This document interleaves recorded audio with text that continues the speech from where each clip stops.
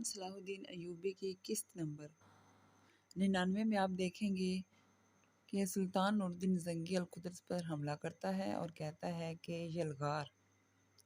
اگلے سین میں آپ دیکھیں گے کہ خونی برنارڈ اپنے سپاہیوں سے کہہ رہا ہوتا ہے کہ یہاں صلاح الدین القدس پر حملہ کرے گا، ادھر فاطمی نور الدین کا قصہ تمام کر دیں گے اور ادھر میں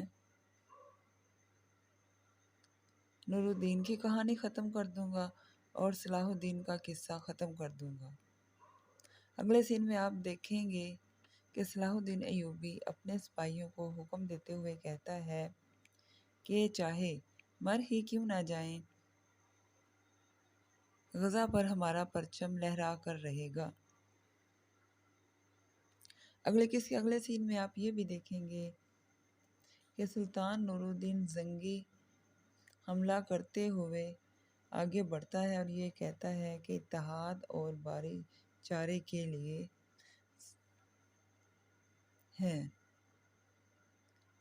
اور اپنے سپاہیوں سے کہتا ہے کہ آگے بڑھو اتحاد اور بھائی چارے کے لیے یا اللہ، اور ساتھ ہی نور الدین زنگی دشمنوں پر ٹوٹ پڑتا ہے۔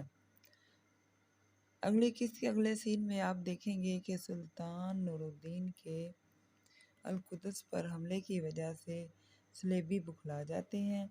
ان کے وہم و گمان میں بھی نہ تھا کہ نور الدین زنگی یہاں تک پہنچ جائے گا۔ وہ تو اس بات کا یقین کر کے بیٹھے ہوئے تھے کہ فاطمی نور الدین کو ختم کر دیں گے، لیکن القدس پر زوردار حملے پر صلیبی بکھلا جاتے ہیں۔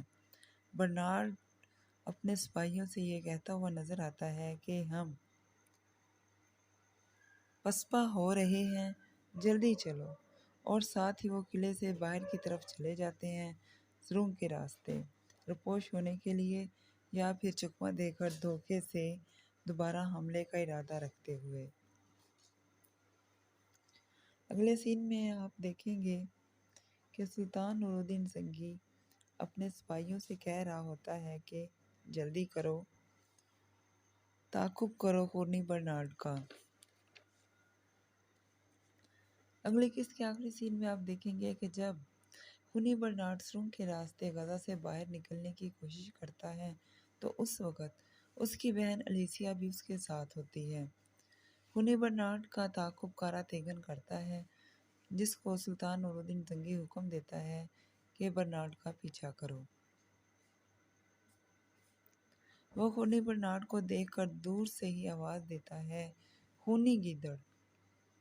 اس کی آواز سن کر خونی برنارڈ کی بہن الیسیا کہتی ہے، آ گیا یہ کم بخت۔ اس خونی برنارڈ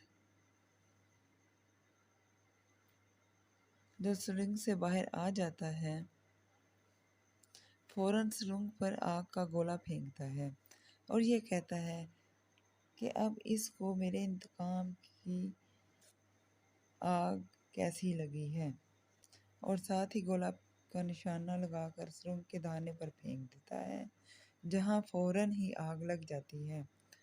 کارا تیغن خونی برنارڈ کو نشانہ لگاتے ہوئے دیکھ چکا ہوتا ہے اور فوراً اپنے سپاہیوں سے کہتا ہے کہ جلدی کرو، باہر نکلنے کی کوشش کرو۔ اب انتظار میں رہیے اگلی قسط کے کہ کیا کارا تیغن اپنے آپ کو بچا پائے گا، خونی برنارڈ بھاگنے میں کامیاب ہو جائے گا یا پکڑا جائے گا، القدس فتح ہو جائے گا، خونی برنارڈ کا انجام کیا ہوگا۔ انتظار میں رہیے اگلی قسط کے۔ سبسکرائب اور فالو کرنے کا شکریہ۔ اللہ حافظ۔